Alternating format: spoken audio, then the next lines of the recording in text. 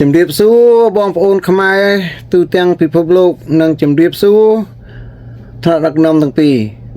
ខ្ញុំសូមលើកវីដេអូបពប្រឆាំងយកមកបកស្រាយបន្តិចសូមទស្សនាដូចតទៅទៀតសូមអរគុណទូកឯងនិយាយពីប៉ូលីសទៅធ្វើស្រែហ្នឹងខ្ញុំថាណែលោកពូឯងឃើញយួនចូលមកឆក់ឯងគេថាឯងឃើញបាត់មិនហ៊ានធ្វើអីវាណែគ្នាវាច្រើនណាស់ខ្ញុំបើកហ្នឹងដាក់ក្តាមហ្នឹងបើកជឹងមកបុកខ្ញុំពីក្តាមហ្នឹងក្តាមសេះក្តាមស្រាយស្រែហ្នឹងគ្រូដាក់លោកក្តាមកម្មភាពយួនចូលហ្នឹងតាំងប្រហែលឆ្នាំមកហើយទៅឆ្នាំហ្នឹងច្រើនមែនតើមកលោកគ្រូច្រើនមែនតើមកទៅមកកោកបឹងហ្នឹងឈប់មកណាបាទចាប្រដាប់វាអាកត្រងនោះភ្លីវាប៉ុណ្ណឹងដាក់លើក្បាលទូនិយាយពីវាឆក់ហើយអញ្ចឹងវានាំគ្នាវាទៅភេងទៅទាំងអស់គ្នា20-30តុកទូកសឹងបុកយើងខ្មែរហើយវាអត់មានលក់អីតិចសោះប្រដាប់វារស់ស៊ីហ្នឹងវាដាក់លើក្បាលទូកមកហឹងខ្មែរយើងទៅរស់ស៊ីអត់បានកាលណាខ្ញុំដាក់លួតមកខ្មែរហៅបងប៉ុនណាដាក់លួតក្តាមលោកគ្រូខ្មែរហៅបងប៉ុនឲ្យគេណាខ្មែររស់លេងបានហូបហើយដល់យួនមកធ្វើអញ្ចឹងគ្មានសោះ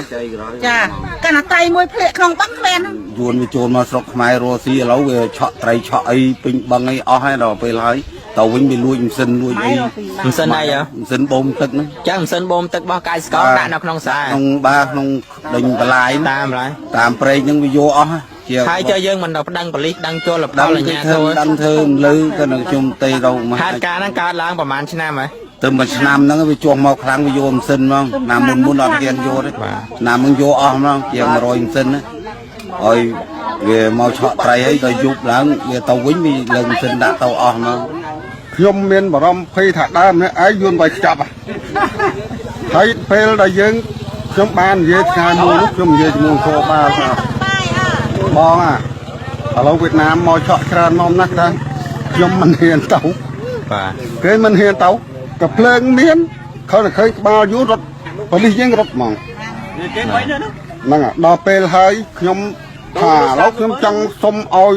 រដ្ឋអំណាចគ្រប់ជាន់ថ្នាក់លើក្រមឲ្យជួយប្រជារាស្ត្រនៅស្រុកបឹងស្រុកស្រែហ្នឹងត្រីរាប់តោនវៀតណាមយកទៅអស់ម៉ែទៅទៅម្នាក់ពីរធ្វើស្រែហត់ចងប់អត់ត្រីស៊ី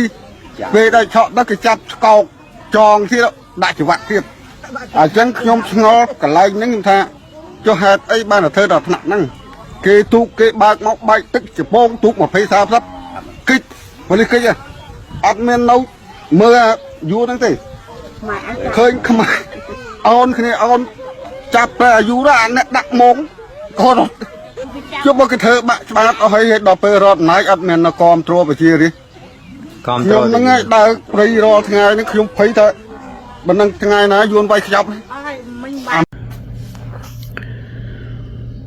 ជំរាបសួរបងប្អូនខ្មែរទូទាំងពិភពលោកនិងជំរាបសួរថ្នាក់ដឹកនាំទាំងពីរវីដេអូនេះខ្ញុំសូមផ្ញើទៅបពប្រឆាំងនេះអូខេដែលកំពុងតែយកវីដេអូនេះមកបំផុលនេះការពិតវីដេអូនេះខ្ញុំឃើញតាំងពី17ឆ្នាំមុនម្លេះឥឡូវនេះវាយកមកបង្កើតហេតុទៀតហើយបើអញ្ចឹងខ្ញុំសូមស្នើឲ្យបងប្អូនខ្មែរយើងទាំងអស់ពិចារណាវីដេអូនេះគឺកំពុងកាត់តអូខេគេកំពុងគេកាត់តហើយគេបញ្ចូលសម្លេងទៅសួរធ្វើដោយសំណួរដោយមែនតែនអញ្ចឹងមើលទៅប្រយ័ត្នច្រឡំហ្នឹងហើយបងប្អូនហើយក៏ខ្ញុំសូមផ្ដាំផ្ញើទៀតថាក្នុងពេលនេះយើងមិនអាចបង្កចំនួនជាមួយនឹងយួនបានទេពីព្រោះខ្មែរយើងកំពុងតែមានចំនួនជាមួយនឹងថៃឥឡូវនេះពួកប្រឆាំងហ្នឹងគឺកំពុងយកមកដុតដើម្បីឲ្យយួនខឹងឲ្យបងប្អូនខឹងនឹងយួនខឹងនឹងបងប្អូនខ្មែរនោះវាបង្កឲ្យទៅមានបញ្ហាធំពួកវាទាំងពីរនាក់ហ្នឹងណាប្រទេសវាទាំងពីរហ្នឹងវាអាចពុះដីខ្មែរយើងចែកគ្នាវាបានអញ្ចឹងណាបងប្អូនសូមបងប្អូនមេត្តាពិចារណានៅក្នុងវីដេអូនេះបានដល់ហើយក៏ខ្ញុំសូមស្នើទៅគ្រប់ស្ថាប័នដែរ